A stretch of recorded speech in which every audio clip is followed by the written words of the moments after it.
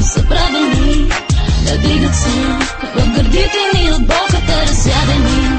А може би проблемите са заложени в нашата съдба.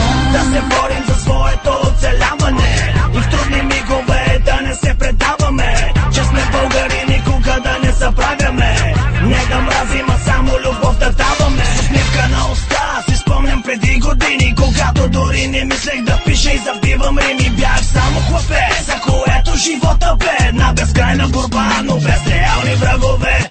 Може би тогава времената бяха други, или може би сега сме малко по-луди. Пистолетите играчки станаха реални, а детските закачки мелета брутални. Когато бяхме деца, улиците бяха светли и дори през нощта те бяха просто приветливи. А сега щом се огледам, виждам само разруха, за която властта остава сляпа, няма и глуха. Безпричинно се избиват първи приятели, които от деца заедно са израснали. Безгрижните ни не са безвъзвратно загубени, а ние сме в конфликтите влюбени.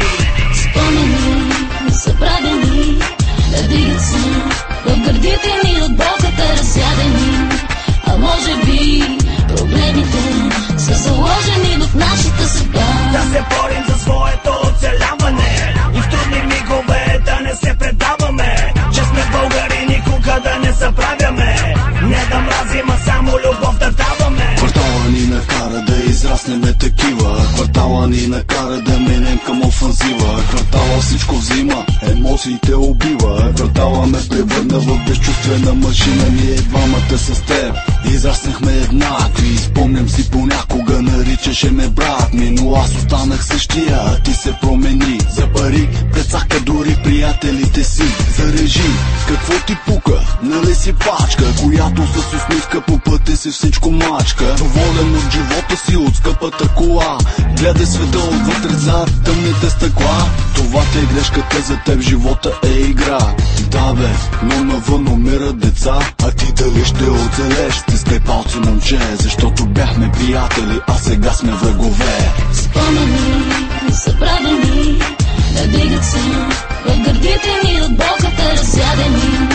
А може би проблемите са заложени в нашата съдба. Стоя и мисля си кое кара хората, кое ги принуждава да намерят опората в парите, да не в тях самите. Разчитат на кинтите за сбъдване на нещите, кое ви карат да не спите.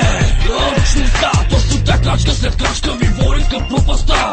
Израснах в квартала, в който пачката е всичко. Нямаш ли пари, в иерархията си ниско. Стартирах от тъмното, изградих си име с времето, но на раменете си още нося бремето. Хорската завист към това, което правя, не ме оставя никога злото да забравя. Времето изтича, минават години, а в палячът си